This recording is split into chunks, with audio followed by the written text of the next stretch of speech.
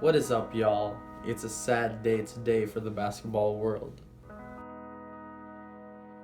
We have officially finished The Last Dance.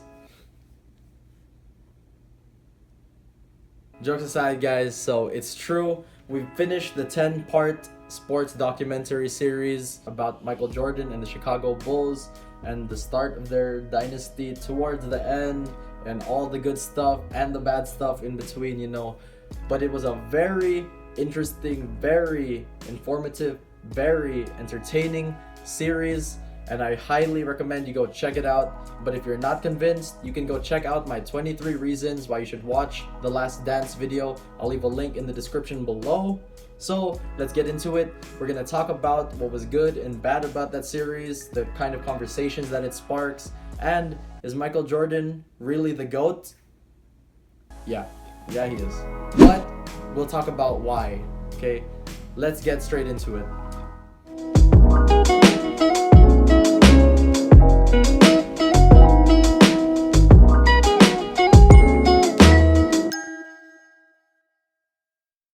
Okay guys, so that series does not need much of an introduction. It's about Michael Jordan, Chicago Bulls, and their 6 championships and all the shit in between, okay? So we'll start talking about Michael Jordan, the head honcho, the main character, the man, the black cat, Black Jesus, the GOAT. Do I believe he's the GOAT?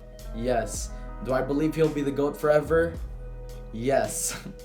But seriously, I think that Michael Jordan really is one of a kind, Although his playstyle, his moves, his fadeaway, his footwork, his defense, his hard work, his determination, his will, all that stuff, it's been copied, but it has not been replicated, People like Kobe, people like Grant Hill, even people today, like Kawhi Leonard, they take pieces from his game, but they can never really replicate it, because Michael Jordan is one of a kind. Before starting the series, I really believed yeah, he's good. He probably is the greatest, but I believe Kobe is a different killer, or I believe LeBron will eventually overcome him, But after really paying attention to his upbringing and what he did, not just as a player, but for his team, for his city, for the whole world, not just basketball wise, but as an icon, he really is unmatched. Michael Jordan really is everything they said and more. There's a lot of people who talk about wanting to win, but there's not a lot of people who talk about wanting you to lose. With Michael Jordan, it wasn't just about winning, it was about making you feel like you lost. Yeah, you could lose to somebody and say, okay, I could have won, if I did this or if I did that, if only he didn't, no. But if you lose to Michael Jordan, he's the only reason, he makes himself be the reason why you lost. If that ain't a killer, man, if he's not a killer, he's a murderer, he murdered people's careers. He's the reason why we don't talk more about other greats like Charles Barkley, like Reggie Miller, like Patrick Ewing, like Karl Malone, John Stockton, Sean Kemp, all these people. He's the reason why they never won. He's the reason why they stopped in their tracks. Imagine how hard everybody had to try just to beat LeBron in the East Conference. LeBronto, he stopped Toronto, the Pacers. He got Paul George to leave the team just because Paul George couldn't overcome the Heat. The Celtics, he stopped them. He stopped them for 2 or 3 years. All these teams in the East, but Michael Jordan did it to the whole league on every platform: regular season, playoffs, first, second, conference finals where it mattered the most. He really stomped all these people. He really is the killer that he was made out to be. And me being somewhat of a newcomer, pretty young, I grew up in the Kobe and LeBron era, so I only saw them. It really opens my eyes to see that Michael Jordan really is the greatest of all time, and not just basketball wise, in every facet of being an icon. He didn't make mistakes off the court.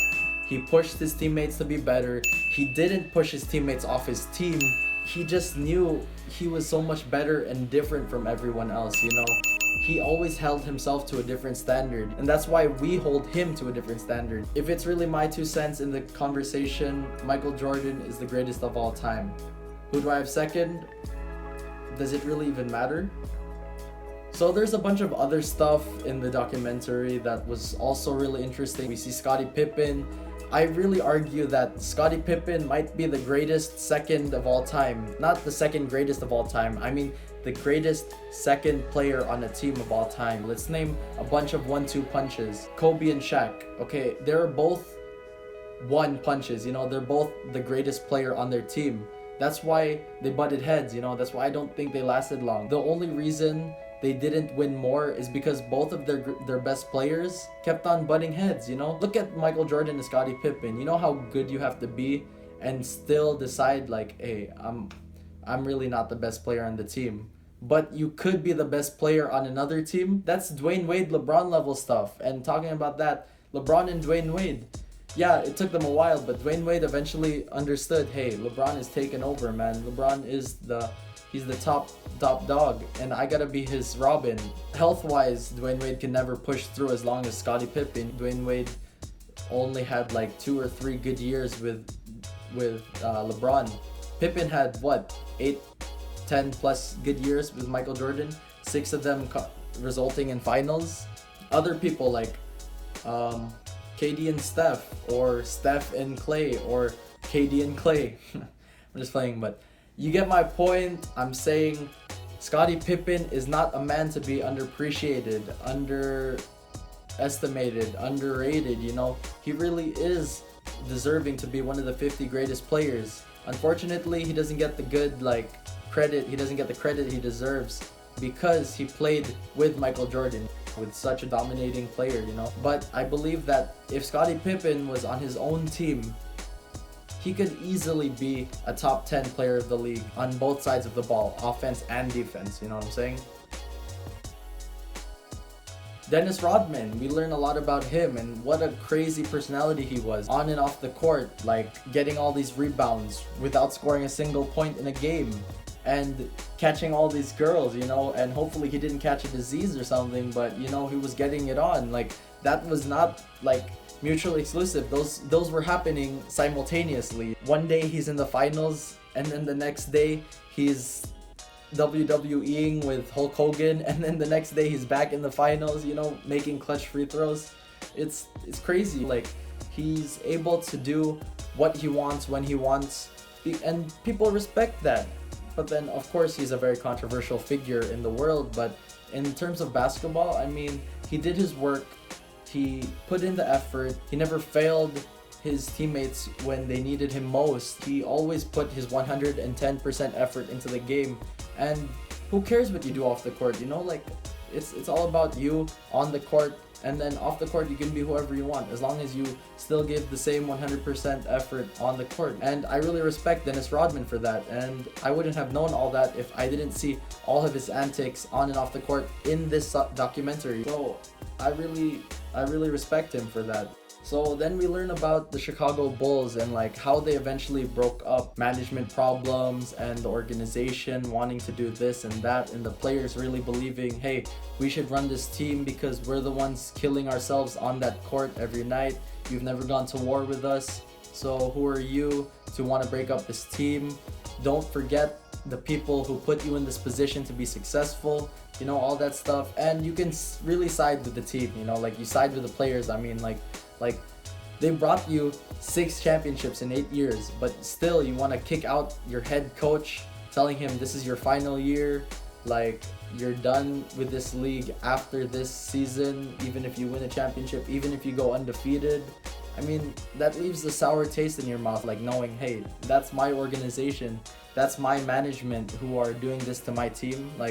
That's probably one of the reasons why MJ really decided to call it quits after the 98 season, their championship in Utah. It makes so much sense why they ended it, because before I used to question, what the heck, Michael Jordan if he's really the greatest, why would he just quit all of a sudden? Not just once, but twice.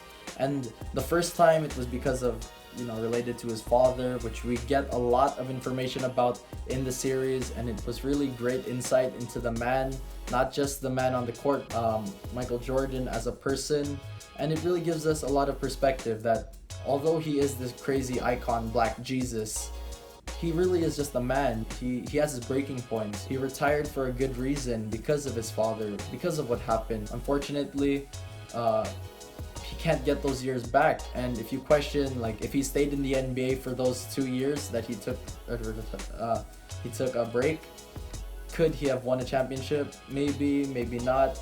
It was against Hakeem. Could he have won? But all these questions, somehow you still gotta side with MJ. You gotta say, like, yeah, MJ would have pulled it off, because that really is that's the debate. MJ versus what team? It's not could the Chicago Bulls beat, no, it's really MJ. Put MJ on a team. Could MJ's team beat whatever team? We talk about that with LeBron, like, oh, LeBron James, if only Kyrie and Kevin Love were present in the 2015 finals. If they were present in the 2015 finals, they could have won against the Warriors. But, I mean, that's really where it separates the conversation. Yeah, of course, Michael Jordan never won without Scottie Pippen, but we never talk about if Scottie Pippen was injured, Michael Jordan could never win. We just keep on saying, Michael Jordan would have pushed it to another level, See, that's the difference. Yeah, LeBron tried his best to push it to another level, but he never won without another superstar. I can see that argument. I can see that debate. But I will give LeBron some credit. In this era, I don't know how well the Chicago Bulls from past would fare. I'm not saying they wouldn't dominate. I'm not saying they wouldn't win. I'm just saying, would they perform as well as LeBron's teams performing against the Warriors or against that good Spurs team? Those are debates that are timeless, but they're also very unnecessary, We can't talk about era versus era because, of course, there will always be differences. You can't compare that this player would be good in this time would be good for this player, because those are unnecessary debates.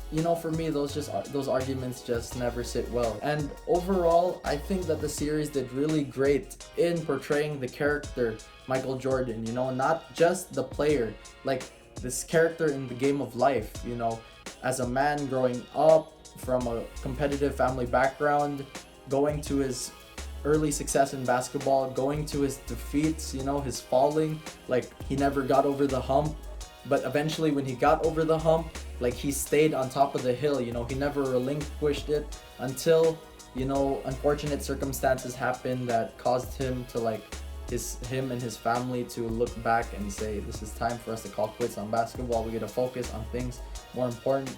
And then eventually going back to the game that he loves, basketball, and calling it quits on his own terms. And I believe that Michael Jordan, his story will go down as one of the greatest in history. Looking from the beginning until the end of his career, there will never be another Michael Jordan. Okay guys, so that was my long as hell ranty video for The Last Dance. If you're still here, why don't you give this video a thumbs up? And if you haven't already, please subscribe to my channel. Hit that notification bell so you can get updates on all my content. I really appreciate all of my subscribers and all the views and all these thumbs ups. So if you could do me a favor, go in the comment section below. Tell me that you enjoyed this video, or what parts of it did you not enjoy, what parts that could spark a debate, or what opinions you have about Michael Jordan or the Chicago Bulls, or even current NBA players and trends. Tell me about it in the comment section below and I'll be sure to reply.